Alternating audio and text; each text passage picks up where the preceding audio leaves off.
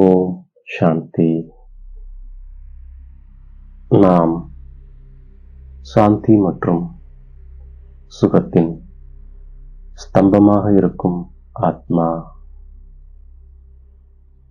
நாம் மாஸ்டர் அன்புக்கடல் ஆத்மா. நாம்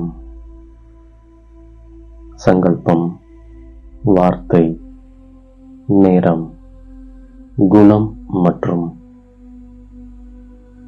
சக்திகளின் பொக்கிஷங்களை சேமிக்கும் ஆத்மா.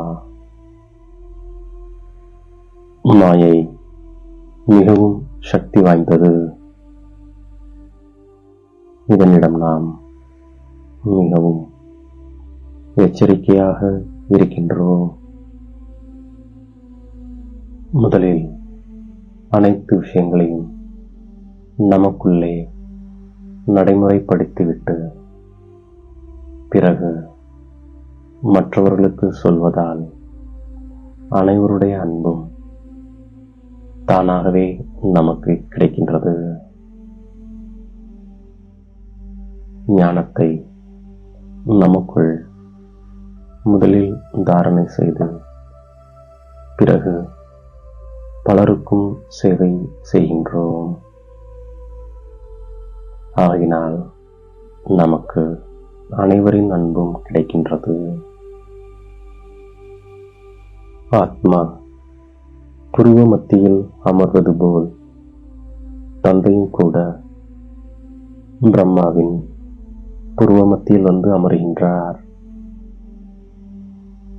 பிரம்மாவோ சிவ தந்தையை நினைவு செய்யுங்கள் என்று கூறுகின்றார். மந்திரத்தை பிரம்மாவின் வாய் மூலம் நமக்கு கொடுக்கின்றார். இப்போது நம்முடைய முகத்தை சிவ தந்தை முன்னால் திருப்பியிருக்கின்றார். நாம் முன்னால் அமர்ந்திருக்கின்றோம். ஒவ்வொரு கல்பத்திலும் புருஷோத்தம சங்கமயுகத்தில்தான் தந்தை வருகின்றார். இந்த சமயத்தில் நாம் தந்தையின் நினைவின் மூலம் விஷக்கடலை கடந்து சென்று பார்க்கடலுக்கு செல்கின்றோம். முதலில் ருத்ரமாலை உருவாகின்றது. நம்மிடமிருந்து எவ்வளவு துரு நீங்குமோ அந்தளவு சக்தி நிறைந்தபடி இருக்கின்றது. நாம் இப்போது தெய்வீக நடத்தையுடையவராக ஆகின்றோம். நாம் இப்போது திரும்பிச் செல்கின்றோம். துக்கதாமத்திலிருந்து சுகதாமம் செல்கின்றோம். தந்தையும் கூட சங்கமிகத்தில்தான் வருகின்றார். அப்போது உலக மாற்றம் ஏற்படுகிறது.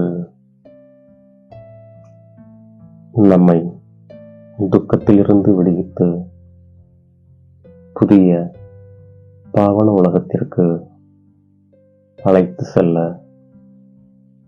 தந்தை வந்திருக்கின்றார்.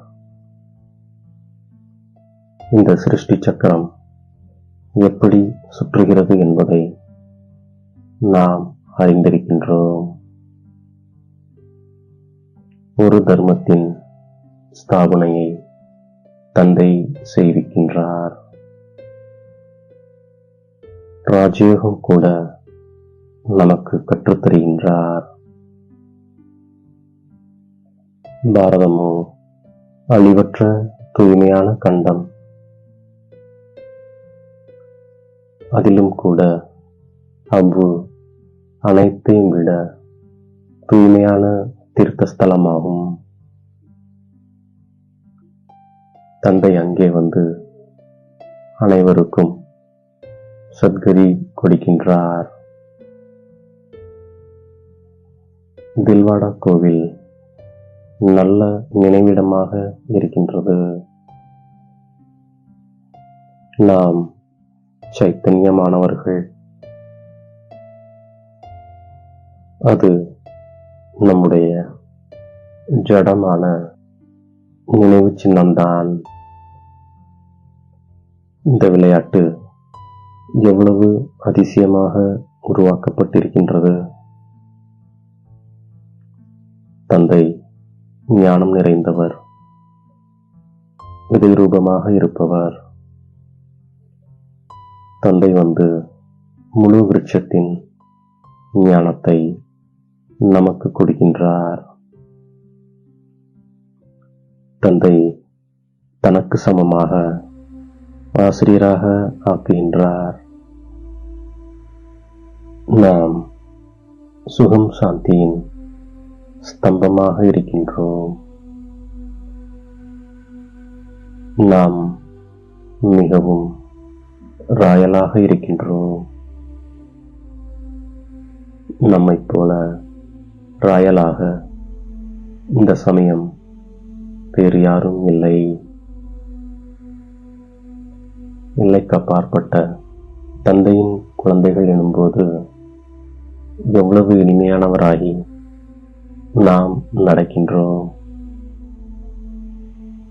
நாம் யாருக்கும் துக்கம் கொடுக்காமல் இருக்கின்றோம். இப்போது வீடு திரும்பும் நேரம். சூட்சம வதனத்தில் நமக்கு பிரம்மாவின் காட்சி தெரிகின்றது. ஆகையால் நாமும் சூட்சம வதனவாசியாக ஆகின்றோம். நாம் மிகவும் குறைவாக பேசுகின்றோம். நாம் இனிமையாக பேசுகின்றோம். இப்படி முயற்சி செய்து நாம் சாந்தி ஸ்தம்பமாக ஆகிவிடுகின்றோம். நமக்கு கற்றுக் கொடுப்பவர் தந்தையாவார். நாம் பிறகு மற்றவர்களுக்கும் கற்றுத்தருகின்றோம். நாம் இப்போது அமைதியானவர்களாக ஆகின்றோம். எப்போது அன்பு கடல் மற்றும் அன்பு நதிகளின் சந்திப்பு ஏற்படுகிறதோ, நதியும் தந்தைக்கு சமமாக மாஸ்டர் அன்பு கடலாக ஆகிவிடுகின்றது. ஆகையால் உலக ஆத்மாக்கள் அன்பின் அனுபவத்தினால் தானாகவே நெருக்கத்தில் வருகின்றார்கள். தூய அன்பு ஈஸ்வரிய குடும்பத்தின் பாலனை காந்தம் போன்று தானாகவே ஒவ்வொருவரையும் நெருக்கத்தில் கொண்டு வருகிறது. இந்த ஈஸ்வரிய அன்பு அனைவரையும் சகயோகிகளாக ஆக்கி முன்னேறுவதற்கான கயிற்றில் கட்டிவிடுகின்றது. மிகவும் ராயல்டியுடன் இனிமையாகவும் நாம் நடந்து கொள்கின்றோம்.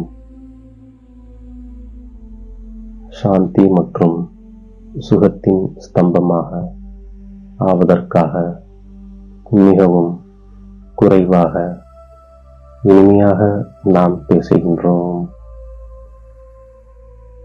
நாம் அசைவுகளின் பயிற்சியை செய்கின்றோம்.